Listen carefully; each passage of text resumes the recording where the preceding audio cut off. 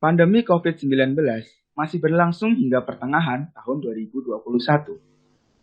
Banyak ahli yang yakin bahwa pandemi di Indonesia akan berakhir dalam jangka waktu yang lebih lama. Hal ini dapat dilihat dari peningkatan yang drastis akan kenaikan angka COVID-19 yang ada. Lalu, mengapa ini bisa terjadi? Salah rakyatkah atau pemerintah? Mari kita menaksir keefektifan kebijakan pemerintah serta perilaku masyarakat dalam pandemi ini.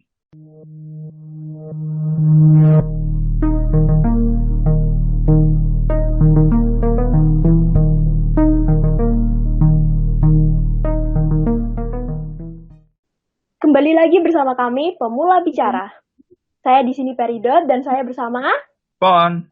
Seperti yang kita ketahui bahwa pandemi COVID-19 di Indonesia sudah berlangsung selama 1 tahun lebih.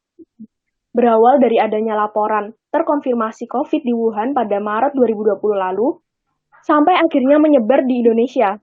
Pada tahun 2020 itu, dapat kita ketahui bahwa pemerintah dan Menteri Kesehatan yang menjabat saat itu bersikap sangat tenang, tanpa mengambil tindakan ataupun pencegahan.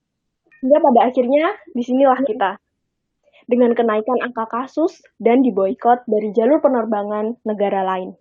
Ya mungkin paling nggak kita cobalah menengok kembali dari mana sih awal kasus COVID di negara kita tercinta ini.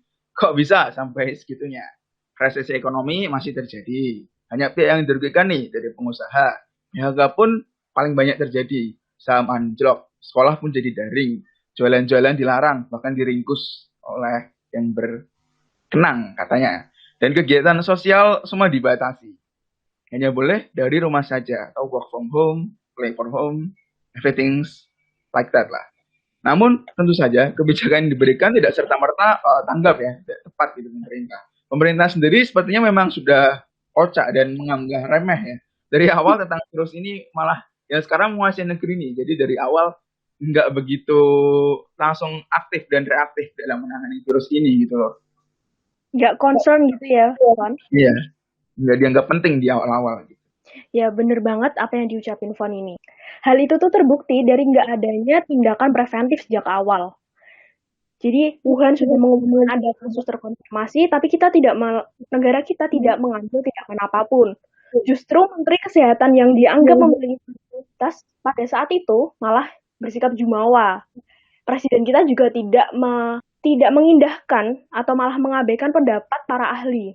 Padahal saat itu sudah banyak juga kepala daerah yang mengajukan untuk wilayahnya itu melakukan karantina, tapi ditolak.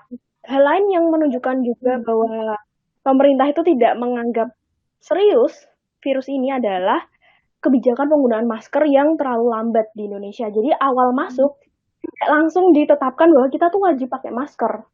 Malah pada saat itu dikatakan bahwa yang sakit saja yang pakai masker. Padahal di sini itu Menteri Kesehatan dianggap sebagai seseorang yang memiliki wawasan, memiliki pengaruh, memiliki kewenangan. Kesehatan tuh sebaiknya tidak mengesampingkan pendapat para ahli dan malah bersikap santai. Jadi seharusnya tuh bersikap sesuai dengan kredibilitasnya sebagai Menteri Kesehatan. Karena yang kita butuhkan dari seorang Menteri Kesehatan itu adalah tindakan pencegahan dan penanganan dalam kondisi pandemi seperti ini. Kita nggak butuh kok afirmasi positif yang terlalu banyak kayak gini, ya kan, Fon? Iya, kalau kita melihat kejadian terjadi di Indonesia, mungkin perpaduan yang mesti ya antara ketidakefektifan kebijakan dari pemerintah, terutama Menkes kita favorit yang sudah diganti, ditambah dengan serunya orang Indonesia dalam menanggapi hal remeh macam virus corona ini. Ketika kita lihat kebijakan pemerintah yang sering ngeblunder di antara dua sisi ini, di mana mau memotong perkembangan perekonomian besar-besaran agar kesehatan rakyat terjamin dan ekonomi masyarakat tetap kuat, namun nanti berat di perekonomian negara, atau tetap mempertahankan perekonomian rakyat sehingga sehingga rakyatnya banyak yang menderita. Jelas sekali bahwa pemerintah berusaha mempermadukan keduanya, jadi menghasilkan keseimbangan di mana perekonomian Indonesia itu terpotong besar-besaran, terutama mungkin karena korupsi, bansos mungkin ya, dan rakyat tetap menderita. Jadi sebuah perpaduan yang mantap ya dari pemerintah ya, yang sudah jelas bisa dibilang jauh lah dari skenario terbaik yang bisa diharapkan dari pemerintah. Iya, bener banget nih, Fon. Dan menurut pandangan aku, pemerintah itu dari awal underestimate dan underreported. Data lapangan itu yang mereka sampaikan dan mereka fokuskan tuh hanya pada angka kesembuhan dan angka kematian. Tapi itu mereka tidak mau melihat bahwa dari angka yang sembuh ini, dari angka yang meninggal ini, itu tuh akan ada angka-angka lain, yaitu angka orang yang berkontak, orang yang terpapar, dan orang yang terinfeksi virus tersebut.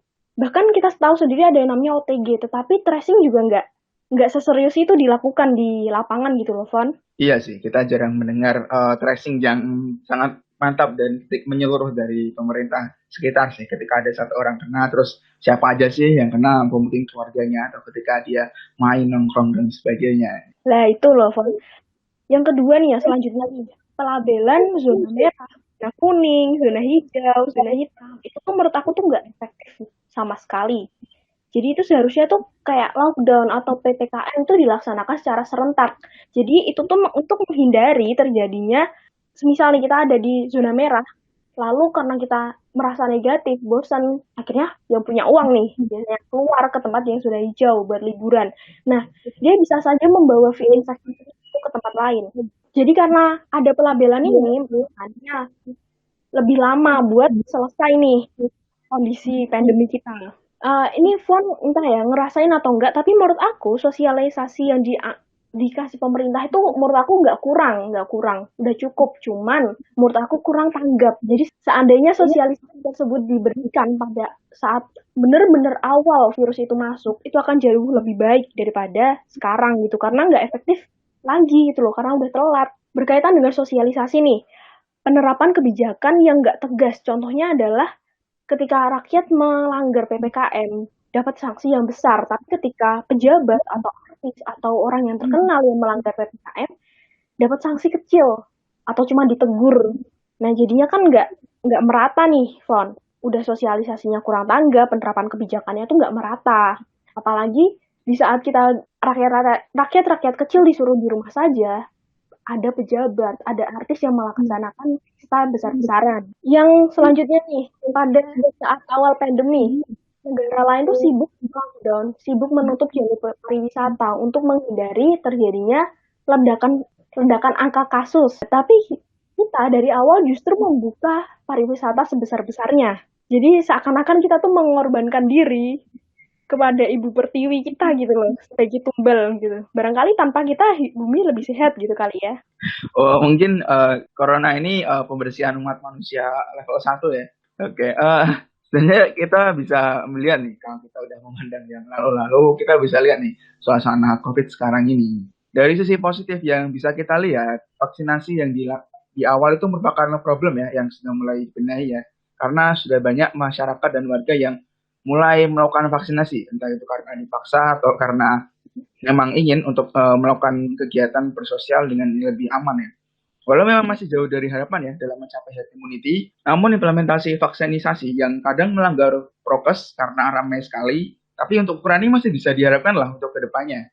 Nah, tapi problem terbesar dari penanganan COVID jika dilihat dari sisi masyarakat, yaitu lebih disebabkan karena distrust dan atau ketidakpercayaan akan pemerintah kepada virus itu sendiri. Ya, ada kisah-kisah menarik seperti bahaya dan haramnya vaksin semisal gitu.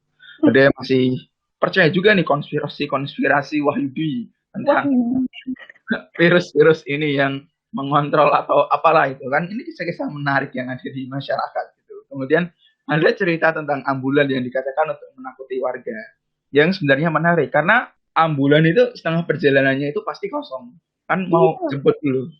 Ini masa ada isinya terus gitu kan? Iya, jadi ambulan setengahnya aja kosong. Jadi ambulan kosong itu ya memang karena memang jatahnya kosong untuk menjemput mungkin. Jadi belum tentu untuk menakut-nakuti juga gitu. Nah, cerita-cerita menarik seperti ini yang lebih sering dibahas dan masyarakat face to face dari mulut ke mulut dan masyarakat emang lebih dekat dengan hal seperti itu. Nah, memang sosialisasi udah baik dan pemerintah mungkin telah banyak membuka warta-warga. Namun ya memang tidak semuanya ya. Persebaran berita-berita hoax atau cerita-cerita unik yang menarik ini kan lebih mudah dicerna oleh warga dan bakal lebih menarik untuk dibicarakan lah. Apalagi yang coping maladaptif gitu ya, Fon? Iya, kadang-kadang memang nggak salah sih, cerita kayak gini emang menarik untuk dibahas. Apalagi adu mulut tetangga. Oke, masyarakat mulai banyak ya menyalahkan pemerintah secara berlebihan ya.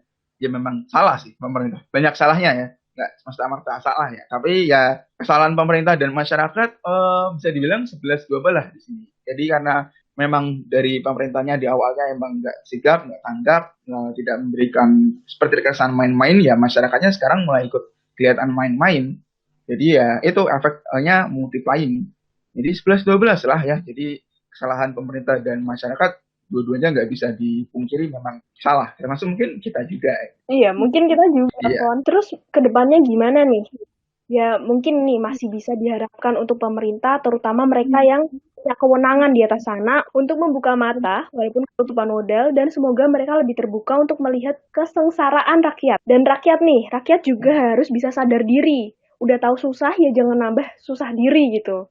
Dan mau buat kooperatif, mau kerjasama dengan pemerintah, karena nggak akan berhasil tanpa kerjasama dari rakyat. Dan kita tuh perlu rakyat, kita juga perlu pemerintah, biar keadaan ini tuh segera selesai, dan kita segera terbebas daripada virus COVID-19 ini. Oke, sepertinya udah cukup panjang banget ya pembicaraan kita kali ini, Fon. Yuk. Ada baiknya kita tutup aja nih. Terima kasih teman-teman udah dengerin kita. Saya Peridot. Dan saya Alfon. Kami pamit undur diri. Stay safe, stay healthy. Sayonara. Bye.